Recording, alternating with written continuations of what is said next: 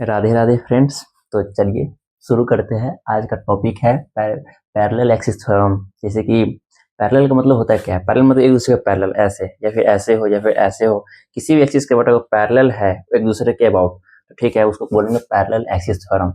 ये जो थ्योरम है वो किसी भी डायग्राम, मतलब किसी भी डायग्राम के लिए एप्लीकेबल है। जैसे 1D diagram, 2D, 3D।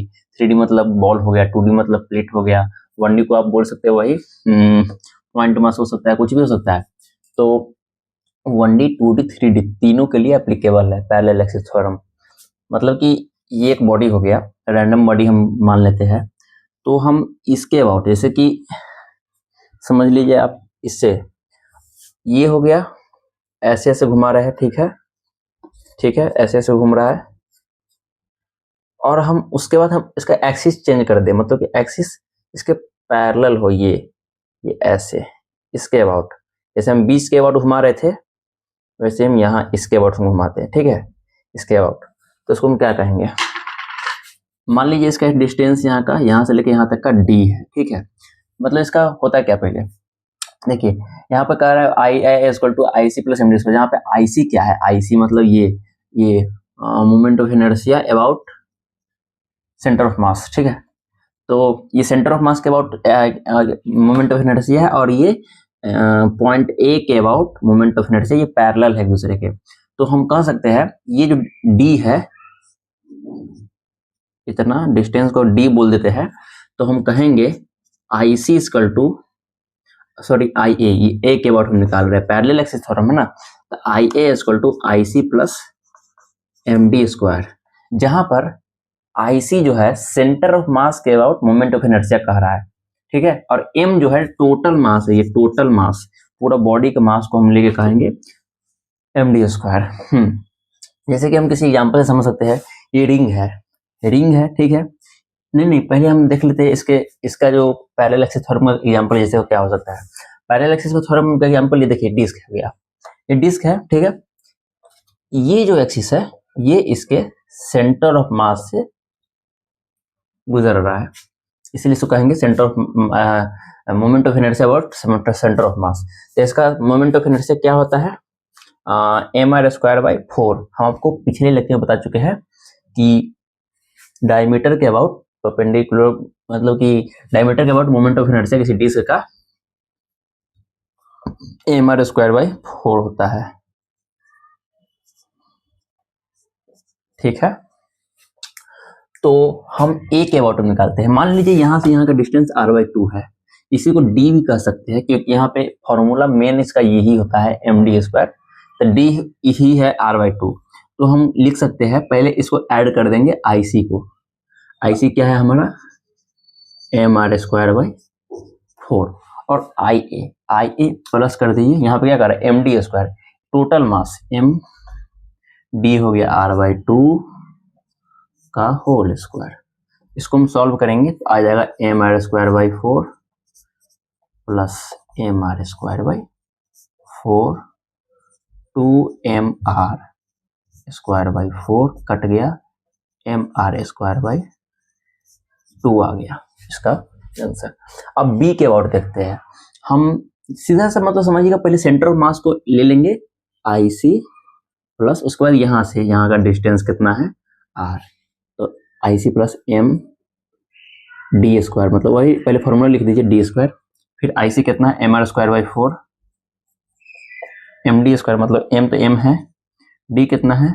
Are square by M R square, ठीक है। यहाँ पे डिस्टेंस R है पूरा, यहाँ पर निकल के आ जाएगा 4 + 1 5 बाई 4 एम आर स्क्वायर। इसको कैलकुलेट कीजिएगा तो 4, ये एक ही रह जाएगा, यहाँ पे 4 आ जाएगा, 4 + 1 5, 5 बाई 4 M R square. Axis about B, ठीक है।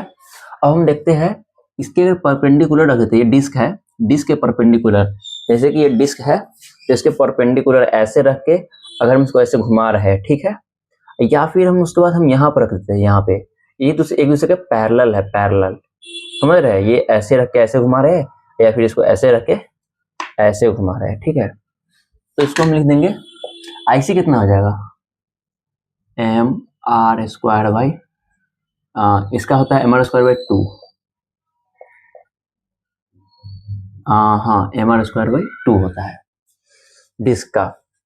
सेंटर के अबाउट परपेंडिकुलरली ऐसे रख के प्लस सीधा M R square by 2, E center के अबाउट हो गया। और ये ए के about I C M R square by 2 plus M D square. M distance A है, ये आर है, M R square 3/2 M R square आ जाएगा ए के अबाउट। पर ये पैरेलल ही है, ये डिस्क ऐसे है तो ये हो गया और ये एक हो गया, मतलब ये सेंटर ऑफ मास समझ लिए, ये सबसे साइड वाला, तो साइड के अबाउट पूछ रहा है और इसका बीच वाला ये हो गया, तो समझ रहे हैं बीच के अबाउट हो जाएगा एम आर स्क्वायर बाई 2 और साइड के अबाउट हो जाएगा एम आर स्क्वायर, क्योंकि यहाँ पे फॉर्मूला है एम डी स्क्वायर। डी अगर ये है, इसी को आर भी मानते हैं, तो ये हो जाएगा M R square 3/2 M R square आ जाएगा। वैसे ही हम यहाँ पे देखिए रिंग को देखिए, इसका बीच में मतलब ये जेड एक्सिस समझ लीजिए, जेड एक्सिस के अबाउट पूछ रहा है, इसका डी इक्वल टू आर ही समझिएगा, ठीक है। तो I equal to I C plus M D square होता है। आई होप आपको अभी तक याद हो चुका होगा। Moment of inertia parallel axis theorem में अगर किसी चीज के मतलब किसी एक्सिस के बारे में पूछ रहा है, वो अगर पैरेलल है तो उसका फॉर्मूला आता है I C plus M D square, जहाँ पे सी सेंटर ऑफ मास को डिनोट करता है, सेंटर ऑफ मास के अबाउट में मोमेंट ऑफ इनर्शिया कितना होगा उस बॉडी का, वो डिनोट करता है यहाँ पे। तो इसका क्या हो जाएगा M R square plus R distance पे है M R square 2 M R square, इसका आ जाएगा रिजल्ट। आई होप इतना आपको समझ में आ गया होगा। नेक्स्ट में हम ये देखेंगे, किसी डिस्क दिया हुआ है, एक 3 डिस्क दिया हुआ है ऐसे, जैसे आप डायग्राम में देख पा रहे हैं, इसके अबाउट मोमेंट ऑफ इनर्शिया क्या होगा। तो हम यहाँ पे बता सकते हैं कि इस सेंटर ऑफ मास के अबाउट को पता है एम आर स्क्वायर बाई 4 होता है। सेंटर ऑफ मास के अबाउट किसी डिस्क को रोटेट कर रहे हैं ऐसे बीच में ऐसे ऐसे करके, तो इसके अबाउट होता है moment of inertia M R square by 4, ठीक है। देख सकते हैं यहाँ पे लिख चुके हैं एम आर स्क्वायर बाई 4, और ये डिस्टेंस हो गया आर, ठीक है। तो आर डिस्टेंस पे इसका हो जाएगा एम आर स्क्वायर, बता चुके थे पैरेलल एक्सिस थ्योरम में ऐसा ही होता है एम आर स्क्वायर, और 2 ठो डिस्क है तो इंटू 2 कर देंगे, M R square by 4 plus M R square into 2, 2 disc है, ठीक है। और यहाँ इसके अबाउट देखिए, इसका सीधा सा पूछ दिया है, इसके बीच से ही क्रॉस कर रहा है, तो इसका सीधा से लिख दीजिए एम आर स्क्वायर बाई 4। इस पूरा डायग्राम के अबाउट मोमेंट ऑफ इनर्शिया आ जाएगा, बीच के अबाउट एम आर स्क्वायर, ये इसका पूरा का पूरा सोल्यूशन करने के बाद अब हम देखेंगे सॉलिड स्फीयर है, सॉलिड स्फीयर। अब हम जानेंगे सॉलिड स्फीयर के अबाउट मोमेंट ऑफ इनर्शिया क्या होता है। मान लीजिए ये सेंटर ऑफ मास है और ये हो गया ए के अबाउट, ये घुमाएंगे सेंटर ऑफ मास के अबाउट, तो सेंटर ऑफ मास के अबाउट सॉलिड स्फीयर क्या होता है 2/5 एम आर स्क्वायर। एक बार हम चेक कर लेते हैं, क्योंकि ये डेटा सब जल्दी याद नहीं होता है, आपको याद भी करा सकते हैं हम। सही है, 2/5 एम आर स्क्वायर होगा इसका, ठीक है। अब ए के अबाउट इसका डिस्टेंस कितना हो जाएगा आर, टोटल आ जाएगा 3/5 M R square, okay. 3/5 M R square इसका हो जाएगा, ये सॉलिड स्फीयर है, ठीक है। आई होप आई थिंक ये गलत है, कोई नहीं, हम इसको करेक्ट कर लेते हैं। 5 to 7/5 एम आर स्क्वायर हो जाएगा, इसको ऐड कीजिएगा तो 7/5 एम आर स्क्वायर आ जाएगा, ठीक है। वैसे ही हम सॉलिड स्फीयर अगर 2 लेते हैं और बीच के अबाउट अगर मोमेंट ऑफ इनर्शिया पूछते हैं, तो आपको पता है सेंटर ऑफ मास के अबाउट 2/5 एम आर स्क्वायर होता है, प्लस ये डी डिस्टेंस दूरी पर है एम आर स्क्वायर, ठीक है, इंटू 2 कर देंगे किसके, ये एक का हो जाएगा ना एम आर स्क्वायर, ये एक का हो जाएगा, एक का, ये पूरा एक का, इसको अगर हम 2 से मल्टीप्लाई करते हैं 2 से, तो ये पूरे दोनों का दोनों डायग्राम का मोमेंट ऑफ इनर्शिया बीच के अबाउट निकल के आ जाएगा। वैसे ही तीन सॉलिड स्फीयर है, ठीक है, सॉलिड स्फीयर है, ठीक है।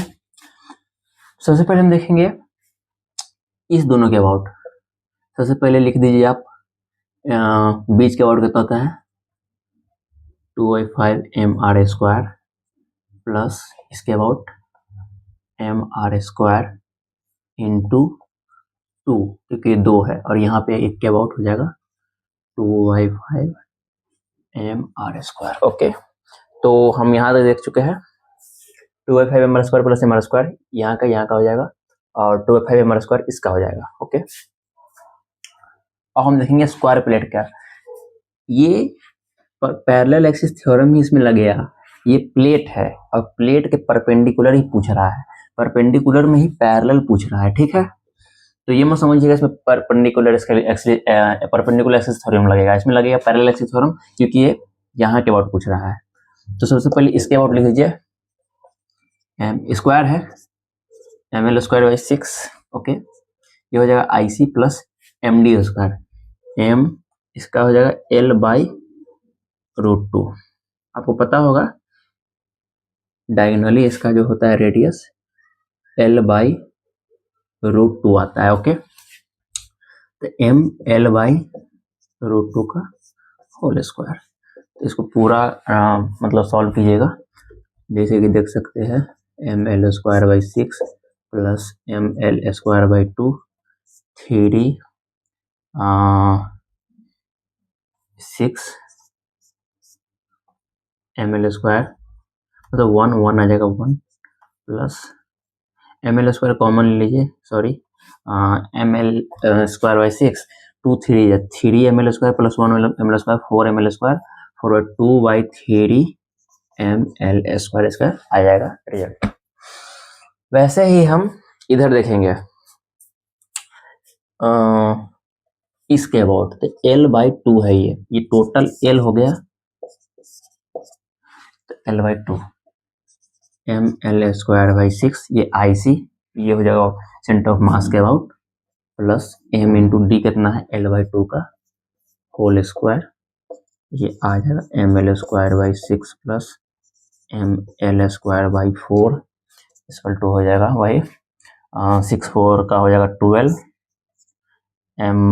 2 ml² प्लस 3 ml² 5/12 ml²। ठीक है, इसका रिजल्ट ये आ जाएगा। I hope parallel axis theorem आपको समझ में आ गया होगा। Thank you.